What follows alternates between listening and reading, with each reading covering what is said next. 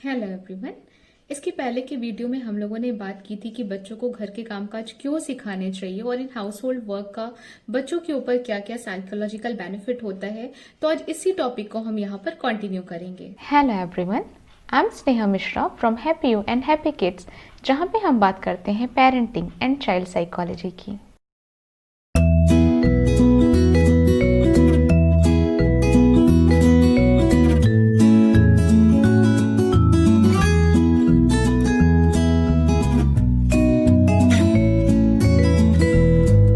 Next one is गर्व महसूस करना या प्राइड। बच्चों को अपनी सफलताओं पर गर्व करना बहुत अच्छा लगता है, जैसे कि वो स्पोर्ट्स डे में किसी रेस में विनर हो या फिर किसी स्पीच कंपटीशन में विनर हो या फिर कोई नई स्किल सीखे जैसे कि साइकिल या बाइक चलाना। तो ये सारी सक्सेस, ये सारे अचीवमेंट्स बच्चों को बहुत ज़्यादा प्राउड फील करवाते हैं।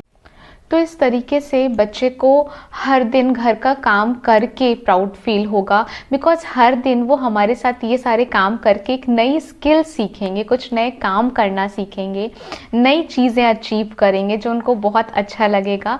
और इसके साथ ही जब हम बच्चों के काम की तारीफ़ करते हैं, वो हमारी हेल्प कर रहे हैं, इस चीज़ को अप्रिशिएट करते हैं, तो बच्चों को ये सारे घर के काम करना और ज़्यादा अच्छा लगेगा, वो और ज़्यादा मोटिवेटेड फील करेंगे।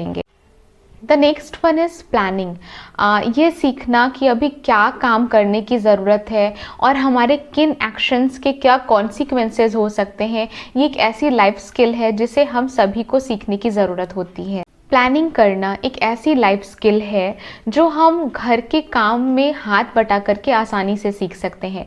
तो जब कभी भी आप बच्चे को कोई रिस्पॉन्सिबिलिटी दे रहे हैं, तो वो काम कब करना है, कैसे करना है, उस काम को कब ख़त्म करना है, इन सब से रिलेटेड प्लानिंग आप अपने बच्चे को खुद करने दीजिए, क्योंकि इस तरीके से वो घर में ज़्यादा इंगेज और ज़्यादा इन्वॉल्व महसूस करेगा।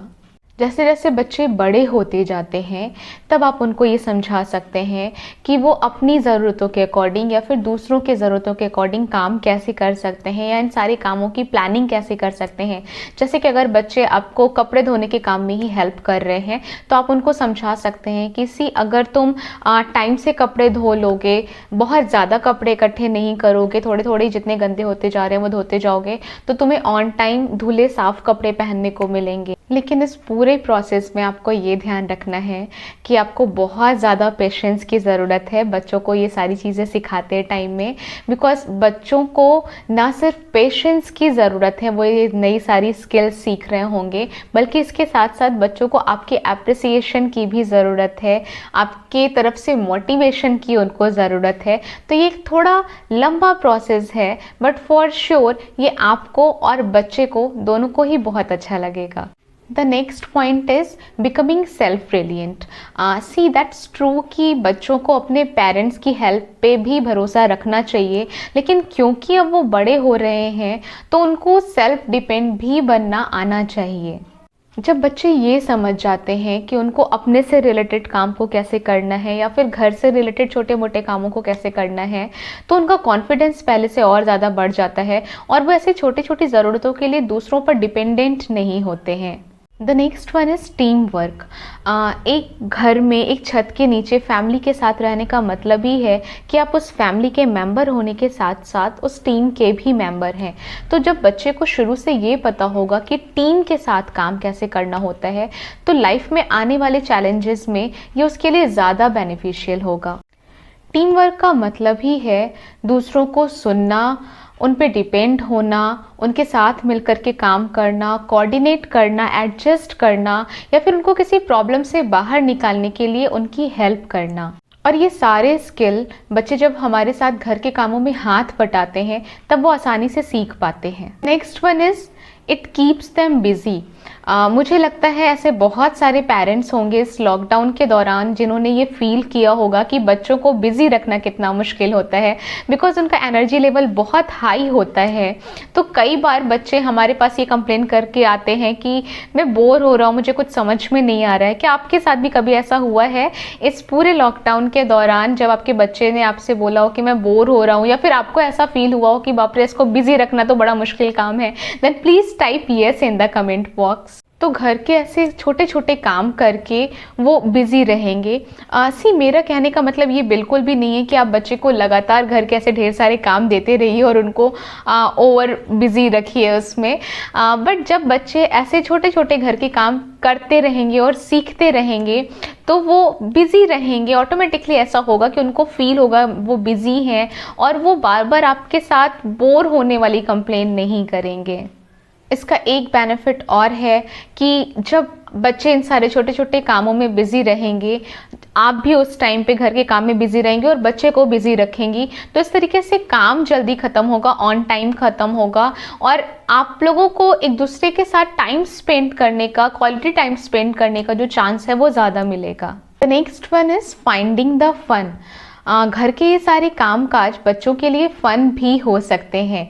जैसा कि मैंने वीडियो के स्टार्टिंग में बोला कि बहुत सारे ऐसे पेरेंट्स होते हैं जो बच्चों के सोने का वेट करते हैं। स्पेशली मैं टॉडलर्स की अगर बात करूँ तो जिनके घरों में टॉडलर्स होते हैं, छोटे बच्चे होते हैं, वो उनके सोने का वेट करते हैं या फिर उनके कोचिंग या ट्यूशन में बिज़ी होने का वेट करते हैं। तो मेरे से ऐसे बहुत सारे पेरेंट्स हैं जिन्होंने ये कंसर्न जताया कि उनको ऐसा फील होता है कि क्योंकि उनका बच्चा छोटा है तो उनको बच्चे के साथ खेलना चाहिए। जब तक भी उनका बच्चा जाग रहा है तब तक उनको बच्चे के साथ खेलना चाहिए और जब बच्चा सोता है तब उनको ऐसा फील होता है कि हाँ अभी मुझे काम करना चाहिए।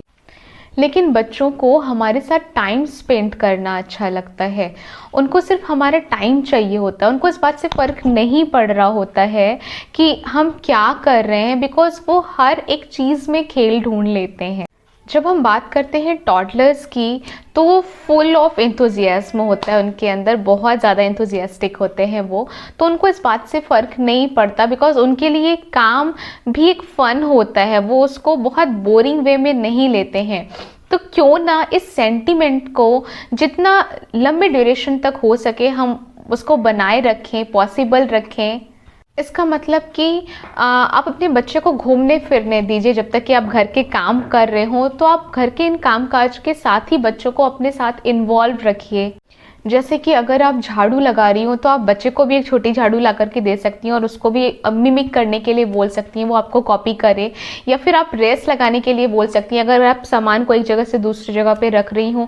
दैट मीन्स अगर आप इन सारे काम को एज अ फन लेंगी, एज एक्टिविटी बच्चे के साथ एंजॉय करेंगी, तो ये सभी के लिए बहुत ईजी होगा।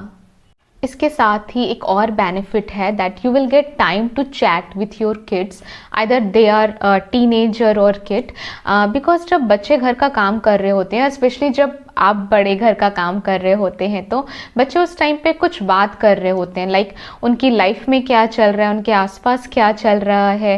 बिकॉज कई बार वो बहुत एट ईज होते हैं, बहुत कंफर्टेबल फील कर रहे होते हैं, उनको पता होता है कि आपका सारा फोकस घर के काम पर है ना कि उन पर है, तो उस टाइम पे वो बहुत कंफर्टेबल जोन में होते हैं और वो इजीली जो चीज़ें आपसे शेयर करना चाहते हैं कर पाते हैं। कुछ दिन पहले मैंने एक मैगजीन पढ़ी थी, sorry I forgot the name of that magazine, कि जब कभी आपको किसी टीनेज बॉयज से बात करनी हो तो बेस्ट टाइम होता है जब वो रनिंग कर रहे हो, बिकॉज उनका जो पूरा फोकस होता है वो उस साइट पे होता है, तो वो बहुत एट ईज होते हैं आपसे बात करने में, कुछ भी शेयर करने में।